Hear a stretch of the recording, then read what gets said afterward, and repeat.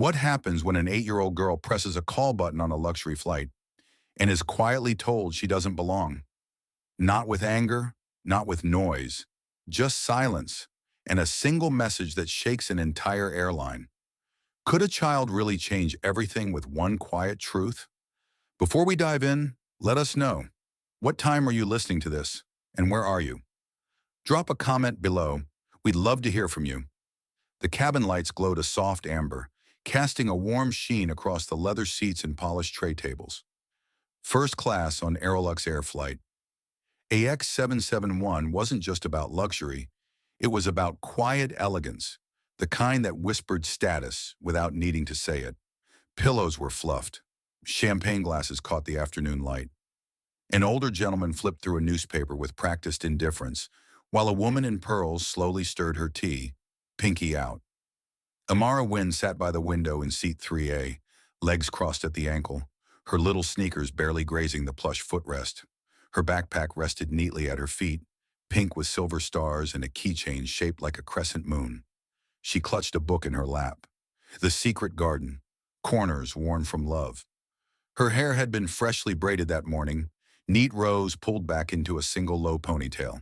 The seat next to her was empty. Her father, Draylon, had been called to a brief pre-flight conversation with airline staff just moments before boarding closed. He had kissed her forehead and whispered, "You'll be just fine. I'm always nearby." Imara believed him. Still, the cabin felt quieter now. She wasn't nervous, just aware. Aware of how her presence made some heads turn.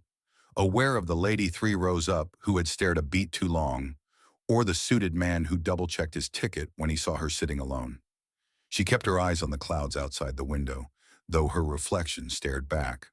Her skin, rich like bronze in the soft light, stood out against the cream leather seat. But she didn't shrink. She didn't fidget. She sat with a kind of grace children aren't often taught, but some are born with. She remembered what her dad always told her. Never let anyone make you forget who you are, even if they don't know who you are. That's when Celeste Mira entered the cabin. Click, click, click. Her heels tapped rhythmically across the aisle as she floated through the space like she owned it. Polished bun, crisp navy blazer, name tag perfectly centered. Celeste had been with Aerolux for 16 years.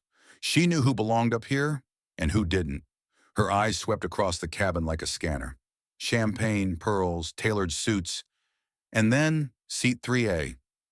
She paused. It was only for a second, maybe less, but her body stiffened the way someone flinches from a cold draft. Then came the smile, tight, professional, and just a bit too forced. The kind of smile that wasn't about kindness, but control. She moved on, greeting passengers she deemed important with quiet warmth. "Mr. Bennett, lovely to see you again." "Mrs. Rowland, welcome back." But seat 3A got no greeting, just a sideways glance. Imara didn't flinch. She turned another page in her book. Minutes passed. The engines hummed low, the seatbelt sign still lit. The woman in pearls requested sparkling water. A man behind Imara asked for a blanket. The staff moved with quiet efficiency. Imara, feeling the dryness in her throat, reached calmly for the small silver call button on her armrest. It chimed softly. Celeste appeared 2 rows away. She glanced over, saw the light, then made her way to 3A.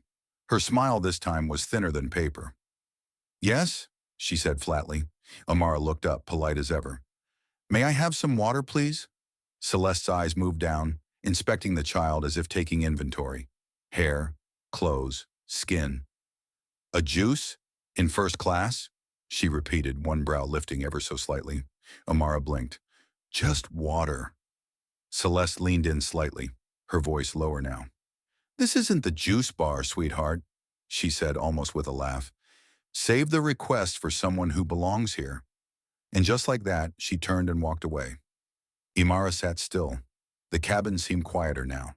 She didn't move, didn't speak, just sat there, lips pressed together, not in confusion, not even in sadness, but with something sharper, something steadier.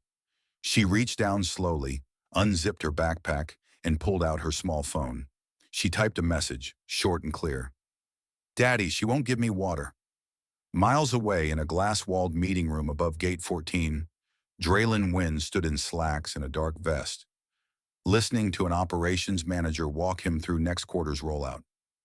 His phone buzzed in his hand. He read the message. His jaw tightened, but his expression stayed calm. He excused himself with a quiet nod, stepped into the hallway, and pulled out a separate phone from his inner pocket. He pressed a single button. It dialed automatically. Far across the country, in a command center in Atlanta, a call lit up on a secured line marked, "Win Executive, immediate attention." And in seat 3A, the little girl by the window flipped another page in her book. She didn't sip champagne. She didn't have pearls. But the most powerful name on that plane was hers. Amara folded the linen napkin on her lap and smoothed it with the edge of her palm. The fabric was thick, cool to the touch, and carried the faint scent of citrus detergent. Nothing like the napkins they used at home. Her fingers kept moving, brushing invisible creases, while the rest of her sat still as stone. Across the aisle, a young white boy in a blazer, too big for his shoulders, giggled and pointed to a cartoon playing on his tablet. A flight attendant, not the same one from earlier, leaned in and offered him a cup of apple juice with a gentle smile.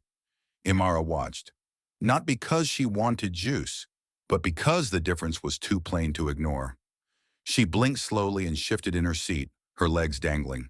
Her throat still felt dry, but she didn't press the call button again. It wasn't about thirst anymore. It was about what her daddy had said once, on a rainy Saturday after she'd come home from school in tears. You don't have to prove your worth to anyone, but knowing your worth, that's yours to keep, no matter how they look at you. Still, right now, it was hard not to feel out of place, not because she didn't belong, but because everyone around her seemed to think she didn't. Then she felt a warm presence beside her.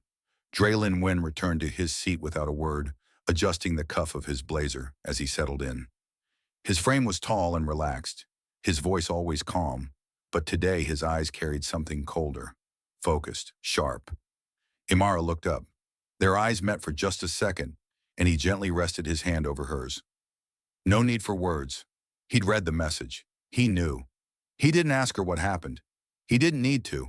He let his hand linger there, solid and warm, like the armrest she couldn't quite reach.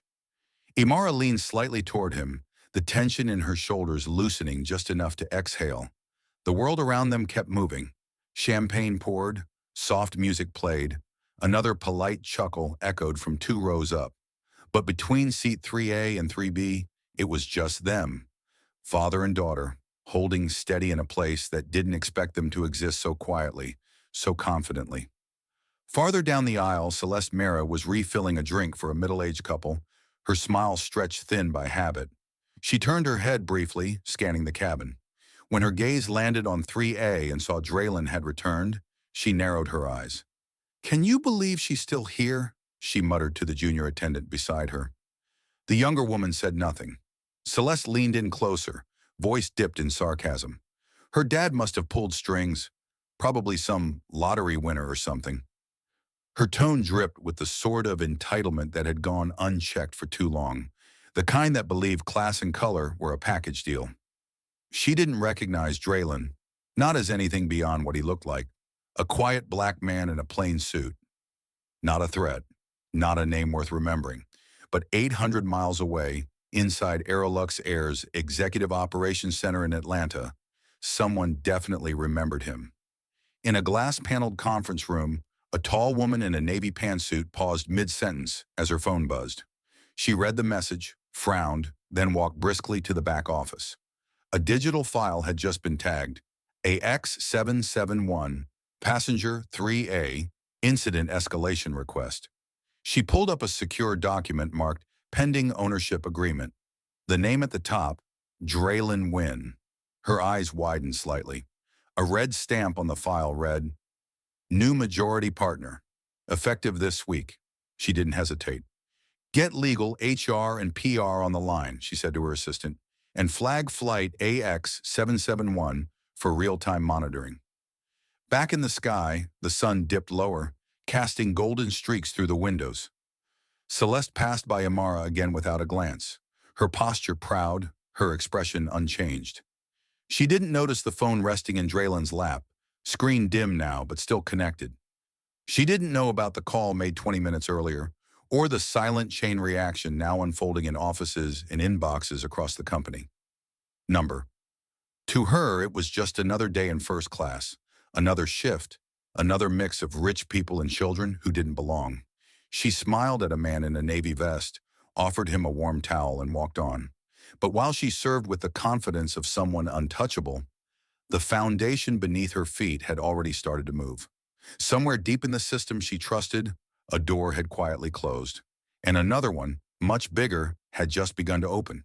The lunch carts rolled down the aisle, wheels humming softly against the carpeted floor. Passengers glanced up from books and tablets as attendants in tailored uniforms leaned over, offering a choice of roasted chicken or salmon over couscous. The air held a faint scent of garlic butter and fresh herbs. First class was living up to its promise, at least for most people. Imara sat still in her seat, hands folded in her lap, eyes ahead. No one had asked her what she wanted for lunch. The cart had stopped at row 2, skipped to row 4, and now moved on. She wasn't sure if it was an oversight or something else, but she had a strong feeling which it was. One of the junior attendants, a woman no older than 25, paused near Imara's row, her brow furrowing slightly. She glanced at the tray in her hands, then at the girl sitting quietly without a tray of her own. But then she looked toward the galley, where Celeste stood with arms crossed, watching. The young woman hesitated, then moved on. Imara didn't say a word. She didn't reach for the call button. She'd already tried that once. But this time, when Celeste passed by, Imara looked up and met her eyes, calmly, directly. She didn't flinch or turn away. Celeste's smile flickered, just a breath, before she turned quickly toward the back of the plane. Inside, something twisted. The girl wasn't supposed to look at her like that. Not with that kind of quiet knowing. Not like she saw something Celeste didn't want seen. Back in the galley, Celeste tapped at her crew tablet, fingers moving quickly through the internal menu. She opened a personnel request form and began typing. Seat 3A. Minor. Unaccompanied? Possibly misassigned. Request verification of status. She checked a box that routed the message to ground security and the flight deck. A quiet red flag. Not loud enough to make a scene, but enough to trigger protocol. Her colleague, Naomi, peeked over her shoulder. You sure you want to go there? She asked quietly. Celeste barely turned. Trust me, something's off. First class needs to be protected. Naomi didn't respond, but her eyes lingered on the screen a second longer than needed. Back in seat 3B, Draylen Wynn adjusted his cuff again, slow and deliberate. His eyes didn't leave the aisle. He'd seen Celeste whisper. He'd seen the young attendant hesitate. And he'd seen the moment when the food cart passed by his daughter without a glance. But he didn't move. He watched. Watched who acted, who hesitated, who looked away. Draylen had built his reputation on knowing exactly when to speak, and when silence could say more than words. Right now, his silence wasn't surrender. It was observation.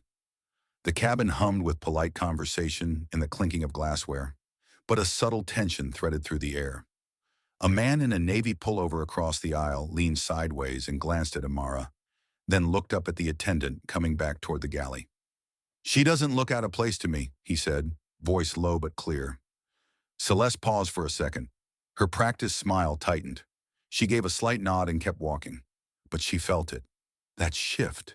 That moment when someone, anyone, chose not to look away. Other passengers began to notice too.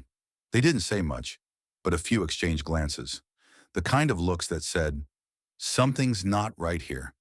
Imara remained in her seat, back straight, feet not quite touching the ground. She didn't cry. She didn't frown, but something in her eyes had changed. A deeper stillness, a heavier silence, and it was noticed. This wasn't just a child being forgotten during meal service. This was a test of how far professionalism could stretch before it bent into prejudice. This was about what people justified when they called it protocol, about who got assumed in and who had to prove they deserved to stay. Somewhere high above the clouds, the luxury of Airlux shimmered on the surface. Gleaming seats, chilled champagne, designer blankets folded just right. But beneath the polish, something was beginning to crack. Because one child sitting quietly in seat 3A wasn't just present. She was watching. The soft clink of silverware filled the cabin, mingling with the murmur of casual conversation. Imara sat still, her spine straight, her book resting on her lap, though her eyes no longer moved across the page. The moment with Celeste still echoed in her chest, not because of what was said, but because of how it was said. That tone, that look. She'd heard stories about it, but this was the first time it had landed squarely in her direction. From the road just ahead, a woman with silver curls and a wide-brimmed hat turned ever so slightly.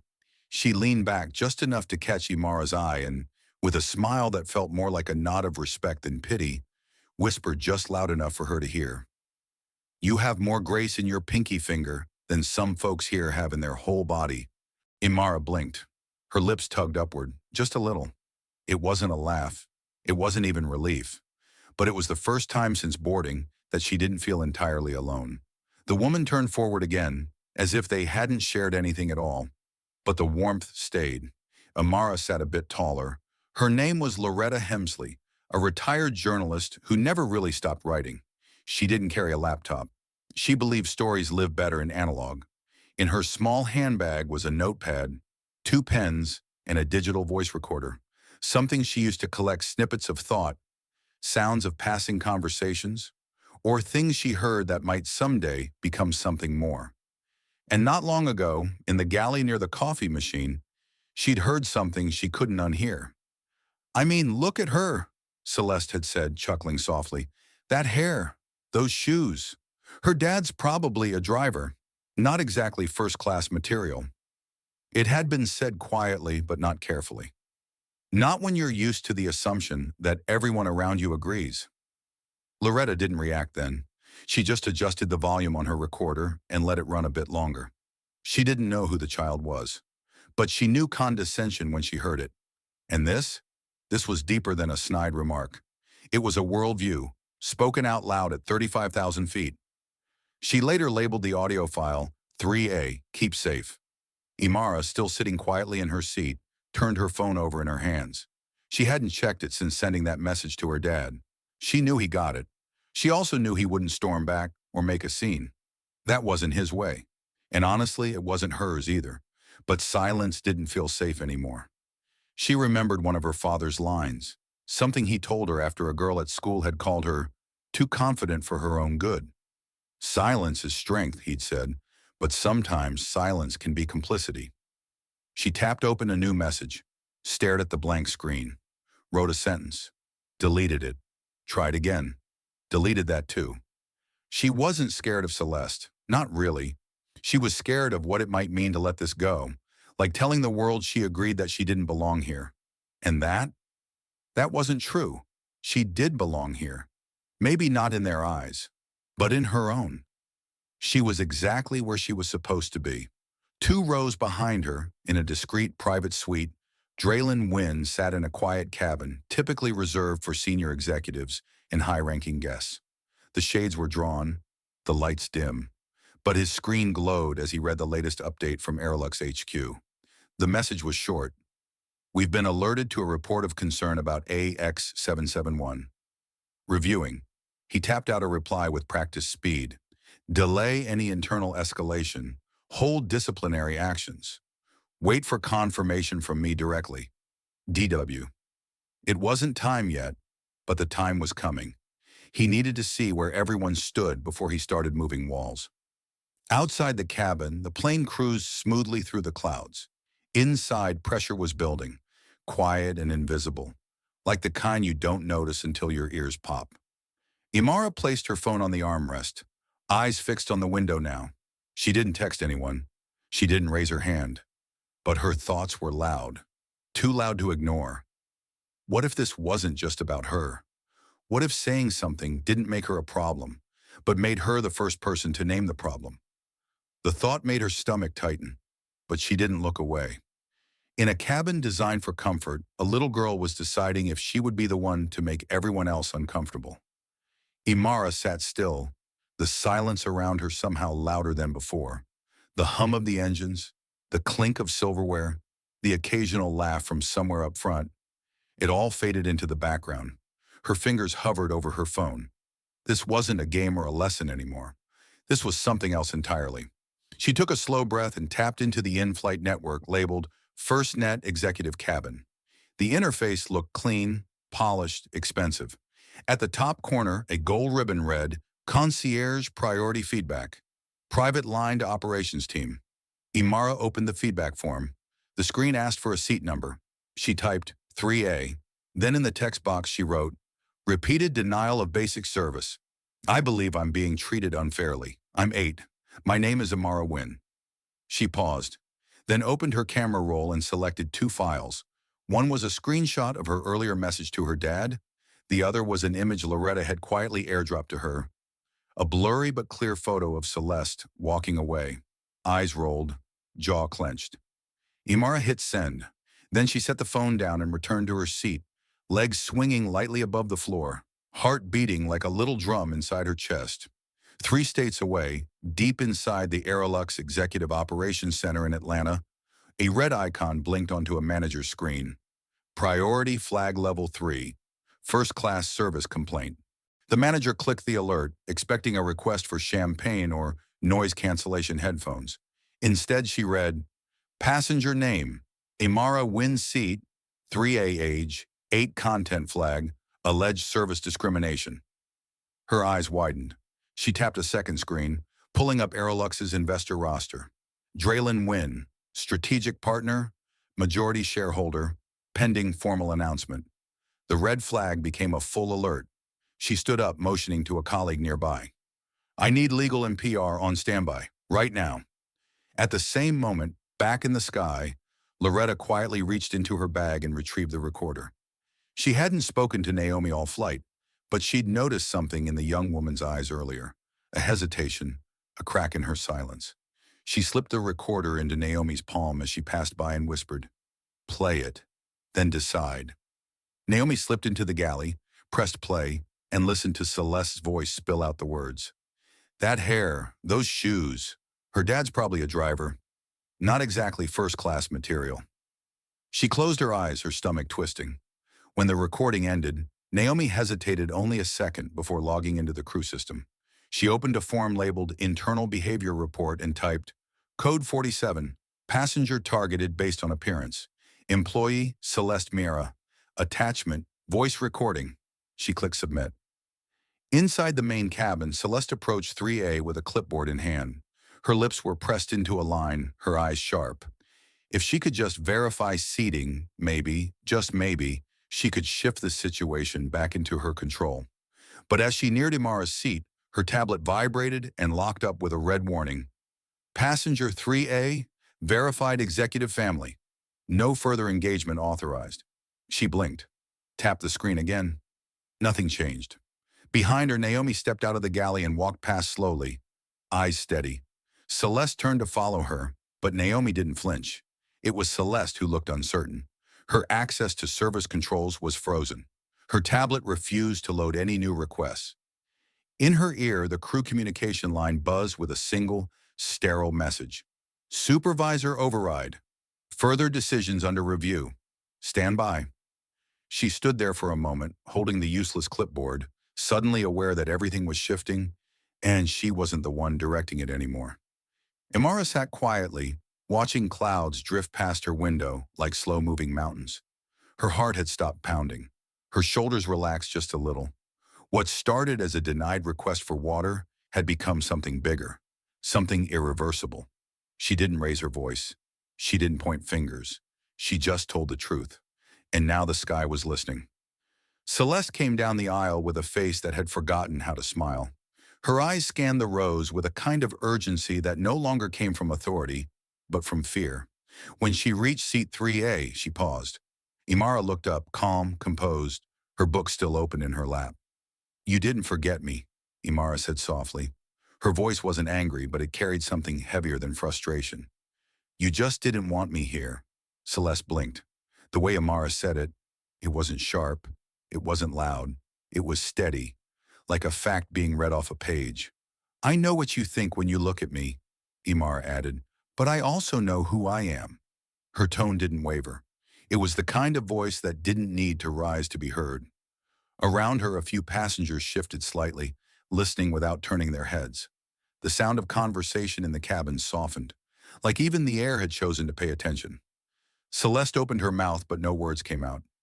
She realized she wasn't in control of the room anymore. A child had taken back something from her, and she didn't even know what exactly. In the galley, Naomi had already pulled up the Aerolux crew platform on her tablet. Her fingers moved quickly as she filled out the internal misconduct form. She selected code 47 from the drop-down list, used only in cases of discriminatory behavior during active service. She uploaded the audio clip Loretta had passed to her earlier. She typed, "Incident occurred in galley, timestamp 1452. Subject, Celeste Mera. Language includes prejudicial remarks regarding a minor passenger based on appearance." She read over the report once, then clicked Submit. Within seconds, the report reached the Internal Ethics Board, creating a chain reaction.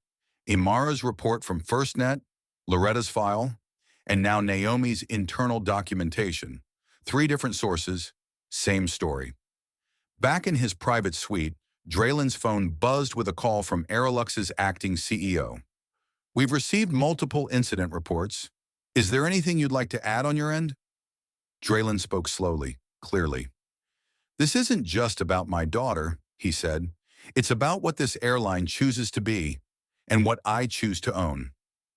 There was a pause on the other end. "I'd like a meeting scheduled the moment we land. Human resources, training leadership, communications. I expect a comprehensive review." "Understood," the voice replied. "One more thing," Draylen added. "I want her identity kept private. No press, no spotlight, no speeches. She's not a story to pity. She's a person who stood up when your people wouldn't." Then he hung up. Meanwhile, in the crew kitchen, Celeste slammed her palm against the stainless steel counter. "All I ever did was try to keep standards," she snapped, her voice clipped and shaking. "And now I'm being punished. For what? For noticing what doesn't fit?" Her voice echoed off the cold metal, sharper than she meant it to be. Across from her, another attendant reached up quietly and pulled the sliding door shut. Because whatever was happening in Celeste's voice wasn't authority anymore. It was fear. Fear of being questioned, fear of the cracks finally showing. She had no script to fall back on. The plane kept cruising toward Los Angeles, smooth and steady. The lights in first class were dimmed again. Someone returned to their crossword. Someone else opened a novel. But something was different now. No announcements had been made. No names called out. No public confrontations. And yet everyone knew. The rules that used to go unspoken, they'd just been spoken, not with shouting, not with outrage. Just a quiet sentence from a little girl who had been told she didn't belong, and said otherwise. The captain's voice came over the speaker, calm and practiced. "Ladies and gentlemen, we're beginning our descent into Harborfield International Airport. Please fasten your seatbelts and return your seats to the upright position." A hush settled over the cabin, one that had nothing to do with landing protocol. It wasn't just altitude dropping. It was tension, silent and waiting. Passengers glanced out the windows or at their screens, but no one really saw anything. Minds were full. Imara sat quietly in 3A, her hand wrapped around her father's. He hadn't said much. He didn't need to. She could feel the steadiness in him, the silent promise that she wasn't alone. The hum of the engine felt louder now, or maybe it was just everything else getting quieter. She glanced down at her sneakers. They didn't look out of place to her, never had. But today she had been made to feel like they were. And somehow, even in all the grown-up power and policy around her, she still held something none of them expected: clarity.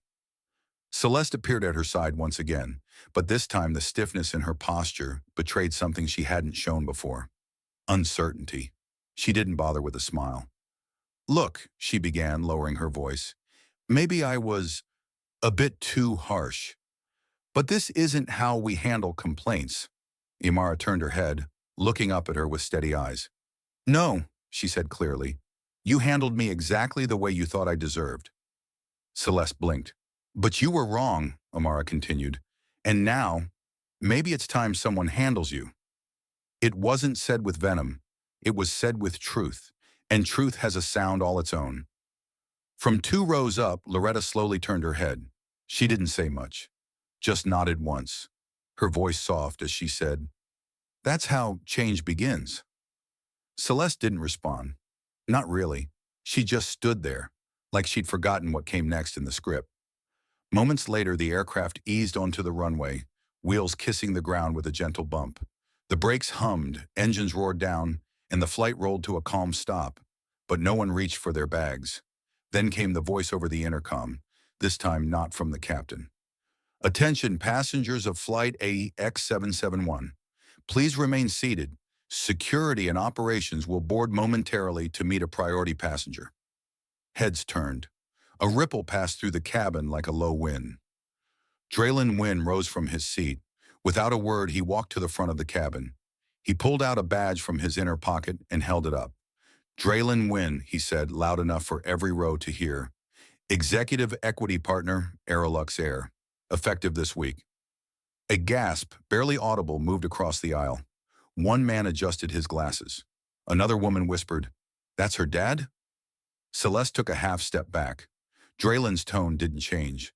It was smooth, like water through stone. "What happened on this flight was not a mistake," he said. "It was a mirror, and it's time we fix what we've let grow behind the curtains." He didn't look at Celeste when he said it. He didn't have to. Two men and a woman in Navy suits entered the cabin, wearing Aerolux identification lanyards. One carried a folder. Another held a tablet. The third spoke with professional clarity. "Ms. Celeste Miara, as of this moment, you are relieved of all active duties pending internal review. You are required to disembark with company security." The air didn't move. Not one passenger looked surprised. Celeste's mouth opened slightly, then shut again.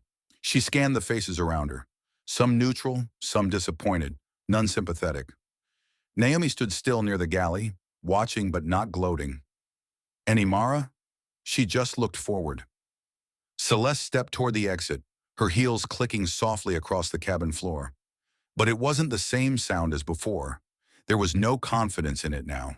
No presence, just footsteps, quiet and small. The doors opened, and she was gone.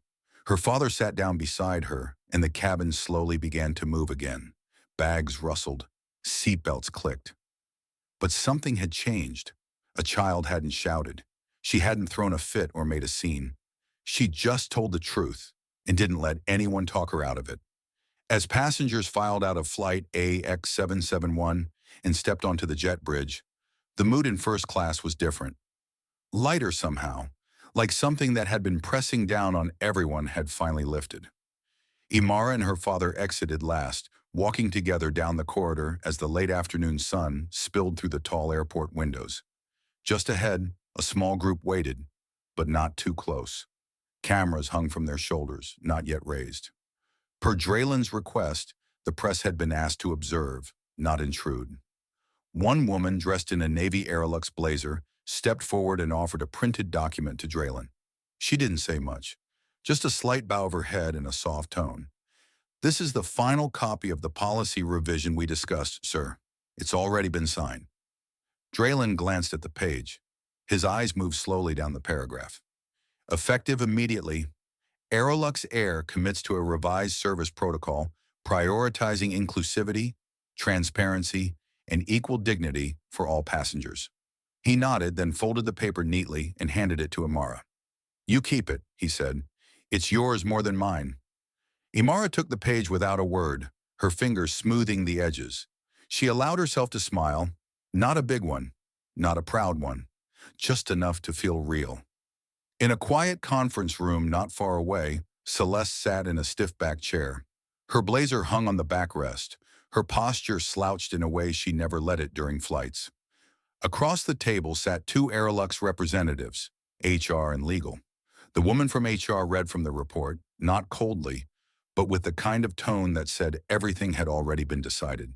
"This incident is not isolated, Ms. Mira," she said.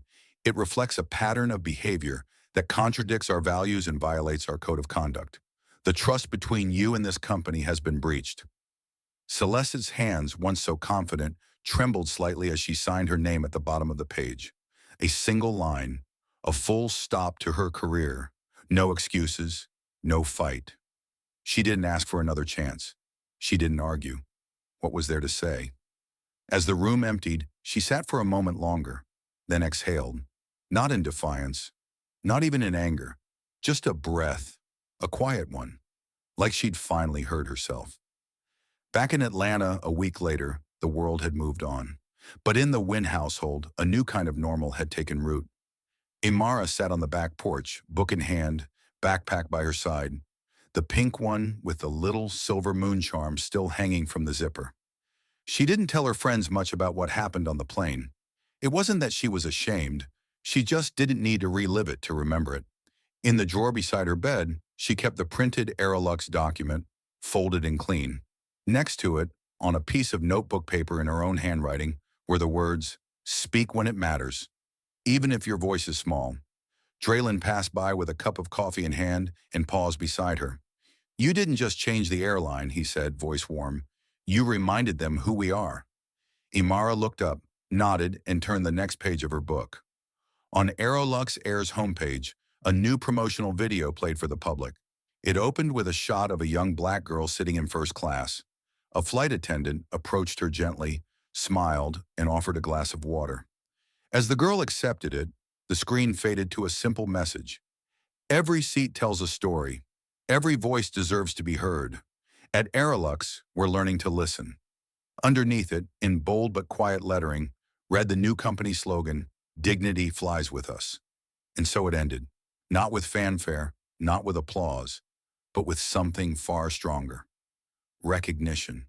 Because justice doesn't always thunder through the sky. Sometimes it starts with a quiet tap of a button and a child who refuses to go silent. Sometimes it doesn't take a protest, a headline, or a loud voice to spark change. Just one quiet moment of courage. Imra didn't fight with noise. She stood her ground with truth. And in doing so, she reminded us all that dignity isn't earned by appearance or status. It's a right. So what would happen if we all chose to speak up, especially when it's hardest to? If this story moved you, don't forget to subscribe.